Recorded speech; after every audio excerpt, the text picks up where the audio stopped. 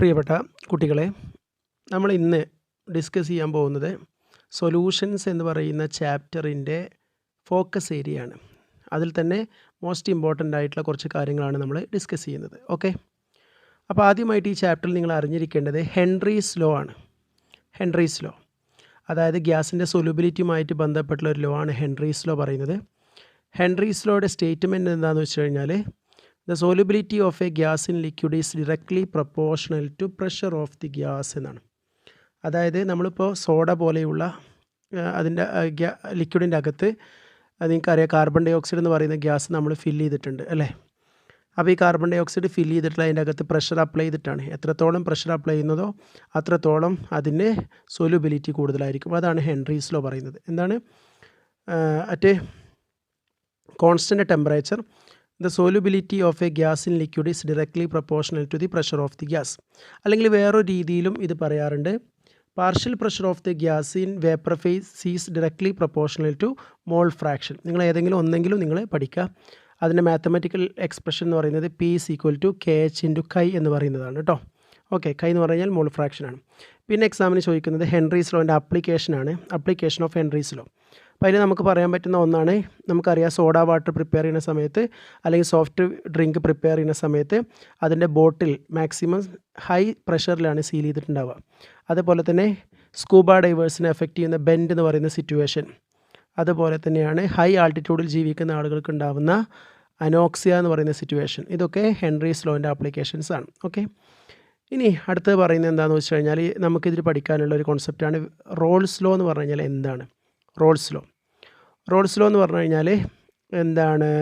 അത് പറയുന്നത് ഇങ്ങനെയാണ്, the Raoult's law for a volatile liquid, അല്ലെങ്കിൽ Raoult's law state that for a solution of volatile liquid the partial vapour pressure of each component in the solution is directly proportional to its mole fraction എന്നാണ് പറയുന്നത്. എന്താ പറയുന്നത്? The partial vapour pressure of each component in the solution is directly proportional to its mole fraction എന്നാണ് പറയുന്നത്. Okay, അപ്പോൾ ഇവിടെ നമുക്കതിനെ mathematically പറയാൻ പറ്റും, P A is equal to chi A into P0A എന്ന് പറയാൻ പറ്റും. അതേപോലെ P B is equal to chi B into P0B എന്ന് പറയാൻ പറ്റും. ഓക്കെ, അതേപോലെ തന്നെ P total is equal to P1 + P2 എന്ന് പറയാൻ പറ്റും. ഓക്കെ, ഇനി അതിൻ്റെ ഗ്രാഫിക്കൽ റെപ്രസെൻറ്റേഷൻ നിങ്ങൾ സ്ക്രീനിലേക്ക് നോക്കിയാൽ നിങ്ങൾക്ക് കാണാൻ പറ്റും. ഈ ഗ്രാഫിക്കൽ റെപ്രസെൻറ്റേഷൻ എക്സാമിന് സ്ഥിരമായിട്ട് ചോദിക്കുന്നതാണ്. അതായത് വേപ്പർ പ്രഷറും മോൾ ഫ്രാക്ഷനും തമ്മിലുള്ള കർവാണ് ഈ സൂചിപ്പിച്ചിട്ടുള്ളത്. ഓക്കെ, ഇനി ഈ കർവ് എന്ന് പറയുന്നത് ഐഡിയൽ സൊല്യൂഷൻ്റെ കർവാണ്. അപ്പോൾ എന്താണ് ഐഡിയൽ സൊല്യൂഷൻ എന്ന് വെച്ച് കഴിഞ്ഞാൽ, റോൾസ് ലോ ഒബേ ചെയ്യുന്ന സൊല്യൂഷൻസിനെ നമ്മൾ വിളിക്കുന്ന പേരാണ് ഐഡിയൽ സൊല്യൂഷൻസ് എന്ന് പറഞ്ഞാൽ. എന്താണ്? റോൾസ് ലോ ഒബേ ചെയ്യുന്ന സൊല്യൂഷൻസിനെ വിളിക്കുന്ന പേരാണ് ഐഡിയൽ സൊല്യൂഷൻസ്. അപ്പോൾ എക്സാമിന് നമ്മളെടുത്ത് ചോദിക്കുകയാണ്, നിങ്ങളൊരു ഐഡിയൽ സൊല്യൂഷൻ്റെ ഗ്രാഫ് വരക്കണം എന്ന് പറഞ്ഞു കഴിഞ്ഞാൽ, ഇപ്പോൾ നമ്മൾ ഈ സ്ക്രീനിൽ കാണിച്ചിട്ടുള്ള ഈ ഗ്രാഫാണ് നിങ്ങൾ വരയ്ക്കേണ്ടത്. ഇത് എന്തിൽ നിന്ന് വന്നിട്ടുള്ള ഗ്രാഫാണ്? നമ്മളുടെ റോൾസ് ലോയിൽ നിന്നും വരച്ചിട്ടുള്ള ഗ്രാഫാണ്. ഓക്കെ, എന്നാൽ ഈ ഗ്രാഫിക്കൽ റെപ്രസെൻറ്റേഷൻ ഇത് സൂചിപ്പിക്കുന്നത് എന്താണെന്ന് വെച്ച് കഴിഞ്ഞാൽ, നമ്മൾ നേരത്തെ പറഞ്ഞ ഇക്വേഷനാണ് P A is equal to chi A into P0A, P B is equal to chi B into P0B എന്നൊക്കെയാണ്. ഓക്കെ, ഇനി എക്സാമിന് ചോദിക്കുന്ന വേറൊരു കാര്യമാണ്, what are the characteristics of ideal solution. Ideal സൊല്യൂഷൻ്റെ പ്രത്യേകതകൾ എന്തൊക്കെയാണ് എന്നുള്ളതാണ്. അപ്പോൾ നമ്മൾ അറിഞ്ഞിരിക്കേണ്ട കുറച്ച് കാര്യങ്ങളാണ്. ഒന്ന്, അത് റോൾസ് ലോ ഒബേ ചെയ്യും. അതേപോലെ തന്നെ രണ്ടാമത്തേതായിട്ട് delta H mixing is equal to 0 ആയിരിക്കും. മൂന്നാമത്തായിട്ട് delta V mixing is equal to 0 ആയിരിക്കും. അതേപോലെ തന്നെ സൊല്യൂട്ടും തമ്മിൽ അട്രാക്ഷനും സോൾവെൻറ്റും തമ്മിൽ അട്രാക്ഷനും സൊല്യൂട്ടും തമ്മിൽ അട്രാക്ഷനും ഒക്കെ എന്തായിരിക്കും? സെയിം ആയിരിക്കും എന്നാണ്. അപ്പോൾ നിങ്ങൾ സ്ക്രീനിൽ നോക്കിയാൽ നിങ്ങൾക്ക് മനസ്സിലാവും what are the characteristics of ideal solution എന്ന് പറയുന്നത്. ഓക്കെ, എന്നാൽ ഈ പറഞ്ഞ കോൺസെപ്റ്റ് ഒന്നും പിന്നെ ഒരു കാര്യം കൂടിയുണ്ട്, ഈ ഐഡിയൽ സൊല്യൂഷൻസിൻ്റെ എക്സാമ്പിൾസും എക്സാമിന് ചോദിക്കാറുണ്ട്. ഒന്ന് ഇതാണ്, ഹെക്സൈനും ഹെപ്റ്റൈനും കൂടി കൂട്ടി എടുത്തു കഴിഞ്ഞാൽ അത് ഐഡിയൽ സൊല്യൂഷൻ ആയിരിക്കും. ബ്രോമോ ഈഥേനും ക്ലോറോ ഈഥേനും എടുത്തു കഴിഞ്ഞാൽ ഐഡിയൽ സൊല്യൂഷൻ ആയിരിക്കും. ബെൻസീനും ടൊളുവിനും എടുത്തു കഴിഞ്ഞാൽ ഐഡിയൽ സൊല്യൂഷൻ. അപ്പോൾ എന്താ ഐഡിയൽ സൊല്യൂഷൻ എന്ന് പറഞ്ഞു കഴിഞ്ഞാൽ, ഐഡിയൽ സൊല്യൂഷൻ എന്ന് പറയുന്നത് solution which obey Raoult's law at all concentration and temperature എന്നാണ് പറയുക. ഓക്കെ, ഇനി നോൺ ഐഡിയൽ സൊല്യൂഷൻ എന്ന് പറഞ്ഞു കഴിഞ്ഞാൽ, നമ്മളിപ്പോൾ പറഞ്ഞിട്ടില്ലേ റോൾസ് ലോ, ആ റോൾസ് ലോ ഒബേ ചെയ്യാത്ത സൊല്യൂഷൻസിനെ നമ്മൾ വിളിക്കുന്ന പേരാണ് നോൺ ഐഡിയൽ സൊല്യൂഷൻസ് പറയും. ഓക്കെ, ഈ നോൺ ഐഡിയൽ സൊല്യൂഷൻ ആകുമ്പോൾ എന്താ പ്രശ്നം എന്ന് വെച്ച് കഴിഞ്ഞാൽ, നമ്മൾ ഐഡിയൽ സൊല്യൂഷൻ്റെ ഗ്രാഫ് വരയ്ക്കാം. ഈ നോൺ ഐഡിയൽ സൊല്യൂഷനിൽ രണ്ട് രീതിയിൽ നമുക്ക് കാണപ്പെടുന്നുണ്ട്. ഒന്ന് പോസിറ്റീവ് ഡീവിയേഷൻ എന്ന് പറയുന്ന കാറ്റഗറിയിൽ വരുന്നുണ്ട്, വേറൊന്ന് നെഗറ്റീവ് ഡീവിയേഷൻ എന്ന് പറയുന്ന കാറ്റഗറിയിൽ വരുന്നുണ്ട്. അപ്പോൾ പോസിറ്റീവ് ഡീവിയേഷൻ എന്ന് പറഞ്ഞാൽ എന്താണെന്ന് വെച്ച് കഴിഞ്ഞാൽ, നോർമൽ ഐഡിയലിൻ്റെ ഗ്രാഫ് വരച്ചിട്ട് നമ്മൾ ചിത്രത്തിൽ കാണിച്ചതുപോലെ, നമ്മൾ സ്ക്രീനിൽ കാണിച്ചതുപോലെ ഗ്രാഫിൻ്റെ ഷേപ്പ് ഇങ്ങനെ മുകളിലൂടെ വരികയാണെങ്കിൽ അതിനെ നമുക്ക് വിളിക്കുന്ന പേരാണ് പോസിറ്റീവ് ഡീവിയേഷൻ എന്ന് പറയും. എന്നാൽ ഗ്രാഫ് താഴെ കൂടെ വരക്കുകയാണെങ്കിൽ അതിനെ വിളിക്കുന്ന പേരാണ് നെഗറ്റീവ് ഡീവിയേഷൻ എന്ന് പറയും. മനസ്സിലാവുണ്ടല്ലോ. അതേപോലെ തന്നെ നിങ്ങൾ പോസിറ്റീവ് ഡീവിയേഷൻ എക്സാമ്പിൾസ് നിങ്ങൾ എന്ത് ചെയ്യണം, പഠിക്കണം. അതായത് നമ്മൾ പോസിറ്റീവ് ഡീവിയേഷൻ എക്സാമ്പിളായിട്ട് പറയുകയാണെങ്കിൽ അസറ്റോണും CS2, അതേപോലെ തന്നെ വാട്ടറും ആൽക്കഹോളും, അതേപോലെ തന്നെ അസറ്റോണും ക്ലോറോഫോം, അതൊക്കെ ഇതിൻ്റെ എക്സാമ്പിൾസാണ്. എന്നാൽ നമ്മൾ താഴെ കൂടിയാണ് ലൈൻ വരയ്ക്കുന്നതിന് വിളിക്കുന്ന പേര് നെഗറ്റീവ് ഡീവിയേഷൻ എന്നാണ്. നെഗറ്റീവ് ഡീവിയേഷൻ അതിന് എക്സാമ്പിൾസും നിങ്ങൾ നോക്കണം. Phenol and aniline, chloroform and acetone ഒക്കെ അതിൻ്റെ എക്സാമ്പിൾസാണ്. ഓക്കെ, ഇനി അടുത്ത ടോപ്പിക്കാണ് നിങ്ങൾ പഠിച്ചിരിക്കേണ്ടതാണ് അസിയോട്രോപ്സ് എന്ന് പറഞ്ഞാൽ എന്താണ്. അസിയോട്രോപ്സ് എന്ന് പറഞ്ഞു കഴിഞ്ഞാൽ mixture of two solutions which boils at constant temperature and can be distilled without changing their composition എന്നാണ് പറയാം. അപ്പോൾ ഈ അസിയോട്രോപ്സ് എന്ന് പറഞ്ഞു കഴിഞ്ഞാൽ നിങ്ങൾ അറിഞ്ഞിരിക്കേണ്ട ഇതാണ്. എന്താണ് നമുക്ക് എക്സാമ്പിളായിട്ട് പറയാൻ പറ്റും. 2 ടൈപ്പ് അസിയോട്രോപ്സ് ഉണ്ട്. ഒരു പ്രത്യേക കോമ്പോസിഷൻ, എന്താണ് അസിയോട്രോപ്പ് എന്ന് എക്സാമിന് ചോദിച്ചാൽ നമ്മൾ പറയേണ്ടത്, ഒരു പ്രത്യേക കോമ്പോസിഷനിൽ ഷാർപ്പ് ബോയിൻറ്റ് തരാൻ കഴിവുള്ള 2 ലിക്വിഡുകൾ അടങ്ങിയിട്ടുള്ള മിക്സറിനെ നമ്മൾ വിളിക്കുന്ന പേരാണ് അസിയോട്രോപ്സ് എന്ന് പറഞ്ഞു കഴിഞ്ഞാൽ. അവിടെ സൊല്യൂഷൻ്റെ ടോട്ടൽ ബോയിലിംഗ് പോയിൻറ്റ് ഹൈ ആണെങ്കിൽ അതിനെ മാക്സിമം ബോയിലിംഗ് അസിയോട്രോപ്പ് എന്ന് പറയും. ലോ ആണെങ്കിൽ അതിനെ മിനിമം ബോയിലിംഗ് അസിയോട്രോപ്പ് എന്നും പറയും. ഓക്കെ, അപ്പോൾ മിനിമം ബോയിലിംഗ് അസിയോട്രോപ്പിൻ്റെ എക്സാമ്പിൾ ചോദിച്ചു കഴിഞ്ഞാൽ 95% എത്തനോൾ സൊല്യൂഷനാണ് പറയുന്നത്.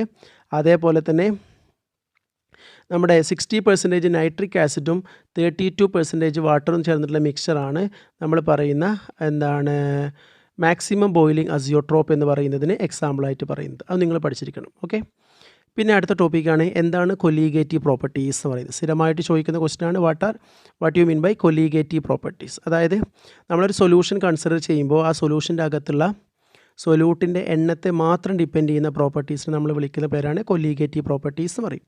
ഏതൊക്കെയാണ് കൊല്ലീഗേറ്റീവ് പ്രോപ്പർട്ടീസ് എന്ന് വെച്ച് കഴിഞ്ഞാൽ 4 എണ്ണമാണ്. ഇത് സ്ഥിരമായിട്ട് എക്സാമിന് ചോദിക്കാറുണ്ട്.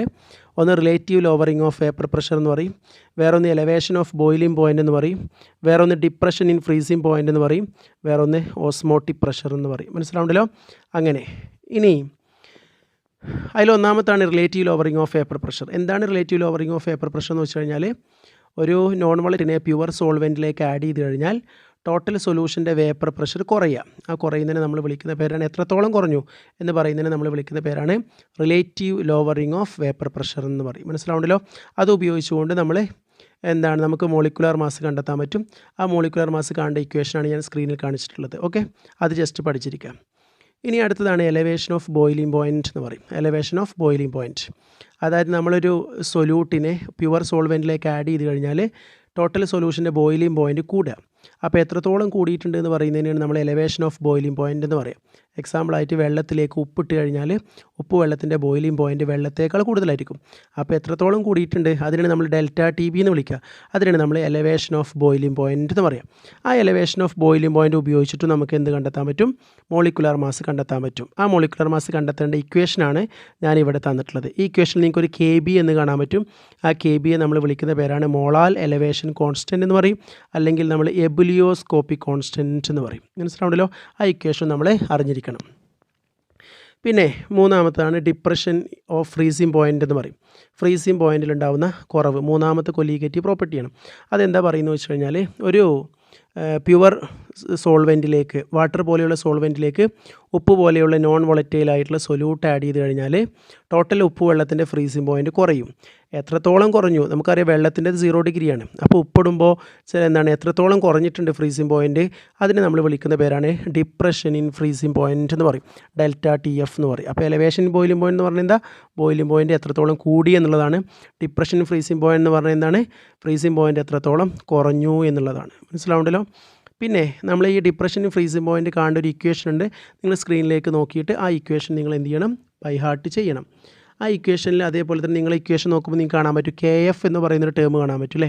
ആ KF എന്താണെന്ന് എക്സാമിന് ചോദിച്ചു കഴിഞ്ഞാൽ നമ്മൾ പറയേണ്ടത് മോളാൽ ഡിപ്രഷൻ കോൺസ്റ്റൻറ്റ് എന്നാണ് പറയേണ്ടത്. മോളാൽ ഡിപ്രഷൻ കോൺസ്റ്റൻറ്റ് എന്നാണ് പറയേണ്ടത്. ഓക്കെ, ഇനി നാലാമത്തെ കൊല്ലീഗേറ്റീവ് പ്രോപ്പർട്ടിയാണ് ഓസ്മോട്ടിക് പ്രഷർ എന്ന് പറയും. ഓസ്മോട്ടിക് പ്രഷർ ആദ്യം ഓസ്മോസിസ് എന്താണെന്ന് വെച്ച് കഴിഞ്ഞാൽ സോൾവെൻറ്റ് മോളിക്യൂൾസ് സോൾവെൻറ്റിൽ നിന്ന് സൊല്യൂഷനിലേക്ക് ഒരു സെമി പെർമിയബിൾ മെംബ്രെയിനിലൂടെ മൂവ് ചെയ്യുന്നതിനെ ഓസ്മോസിസ് എന്ന് പറയാം.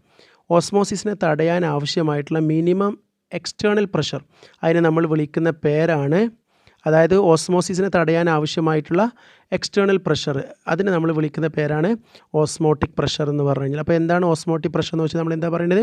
It is the minimum external pressure that must be applied on solution side to stop osmosis എന്നാണ് പറയുക.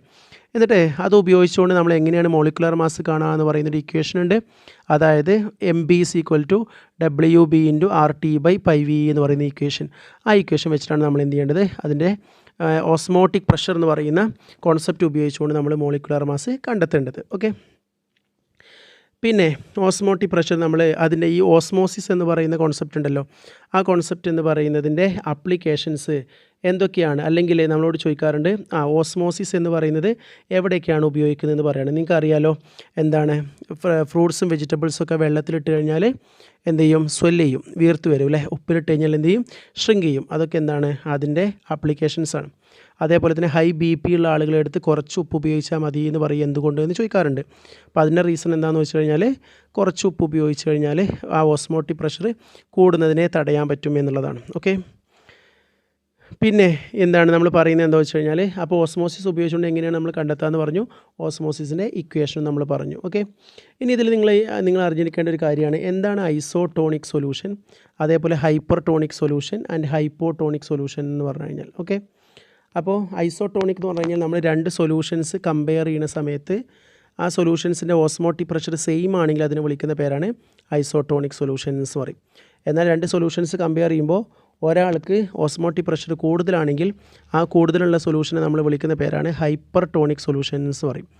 എന്നാൽ രണ്ട് സൊല്യൂഷൻസ് നമ്മൾ കമ്പയർ ചെയ്യുന്ന സമയത്ത് ഒരു സൊല്യൂഷന് എന്താണ് ഓസ്മോട്ടിക് പ്രഷർ കുറവാണെങ്കിൽ അതിനെ നമ്മൾ വിളിക്കുന്ന പേരാണ് ഹൈപ്പോടോണിക് സൊല്യൂഷൻസ് പറയും. പിന്നെ എക്സാമിന് നമ്മളോട് ചോദിക്കുന്ന ഒരു ക്വസ്റ്റ്യനാണ്, എന്തുകൊണ്ടാണ് ഇൻട്രാവെനസ് ഇഞ്ചക്ഷൻ നടത്തുന്ന സമയത്ത് 0.9% സോഡിയം ക്ലോറൈഡ് ഈ എന്താണ് ഇഞ്ചക്ഷനുമായിട്ട് മെഡിസിനുമായിട്ട് മിക്സ് ചെയ്യുന്നത് എന്ന് ചോദിക്കാറുണ്ട്. അപ്പോൾ അതിൻ്റെ റീസൺ എന്താണെന്ന് വെച്ച് കഴിഞ്ഞാൽ നമ്മുടെ ഈ 0.9% NaCl സൊല്യൂഷൻ എന്ന് പറയുന്നത് ഹ്യൂമൻ ബ്ലഡുമായിട്ട് ഐസോടോണിക് ആണ് എന്നാണ്. അപ്പോൾ എക്സാമിന് നിങ്ങൾക്ക് write an example for isotonic solution എന്ന് ചോദിച്ചു കഴിഞ്ഞാലും നിങ്ങൾക്ക് ഈ ആൻസർ എഴുതാൻ പറ്റും. മനസ്സിലാവുണ്ടല്ലോ? ഓക്കെ, പിന്നെ അടുത്തതെന്ന് വെച്ച് കഴിഞ്ഞാൽ റിവേഴ്സ് ഓസ്മോസിസ് എന്ന് പറഞ്ഞാൽ എന്താണ്, അതേപോലെ തന്നെ വാട്ടർ പ്യൂരിഫിക്കേഷൻ എന്ന് പറയുന്ന കോൺസെപ്റ്റാണ്. റിവേഴ്സ് ഓസ്മോസിസ് എന്ന് പറഞ്ഞാൽ നമ്മൾ പറഞ്ഞിട്ടുണ്ടായിരുന്നു ഓസ്മോട്ടിക് പ്രഷർ എന്ന് പറഞ്ഞാൽ എന്തായിരുന്നു? External pressure minimum excess pressure apply ചെയ്തിട്ട് എന്ത് ചെയ്യുക, എന്താണ് ഓസ്മോസിസിനെ തടയുക. അതിനെ നമ്മൾ വിളിക്കുന്ന പേരാണ് നമ്മൾ ഓസ്മോട്ടിക് പ്രഷർ എന്ന് പറഞ്ഞിരുന്നു അല്ലേ. എന്നാൽ നമ്മൾ ഒരുപാട് ഓസ്മോട്ടിക് പ്രഷറിനേക്കാൾ കൂടുതലായിട്ട് എക്സ്റ്റേണൽ പ്രഷർ അപ്ലൈ ചെയ്ത് കഴിഞ്ഞാൽ എന്താണ് ഓസ്മോസിസിൻ്റെ റിവേഴ്സ് നടക്കും, റിവേഴ്സ് പ്രോസസ്സ് നടക്കും. അതിനെ വിളിക്കുന്ന പേരാണ് റിവേഴ്സ് ഓസ്മോസിസ് എന്ന് പറയുന്നത്. മനസ്സിലാവുണ്ടല്ലോ?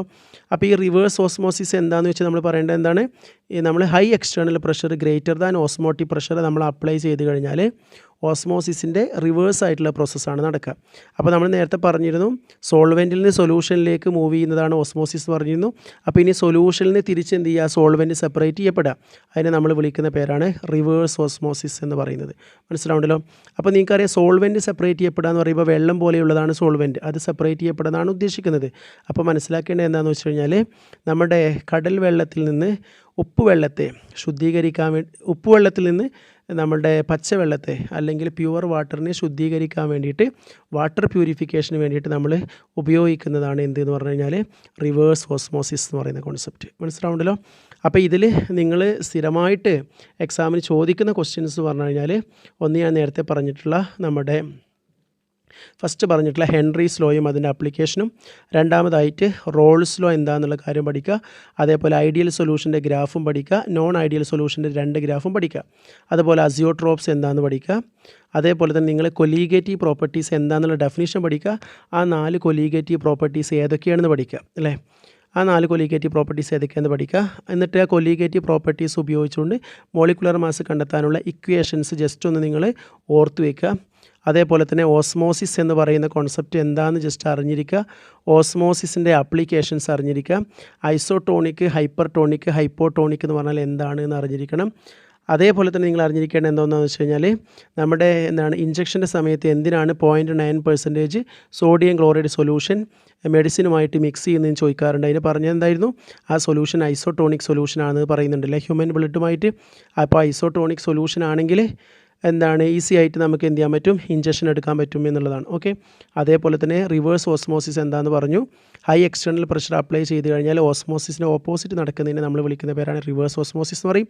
കടൽ വെള്ളത്തിൽ നിന്ന് വെള്ളത്തെ ശുദ്ധീകരിക്കാൻ വേണ്ടിയിട്ടാണ് നമ്മൾ ഈ മെത്തേഡ് ഉപയോഗിക്കുന്നത് എന്നും പറഞ്ഞു. ഇത്രയാണ് നമുക്ക് ഈ ചാപ്റ്ററിലെ ഫോക്കസ് ഏരിയയിൽ പറയാനുണ്ടാവുക. ഓക്കെ.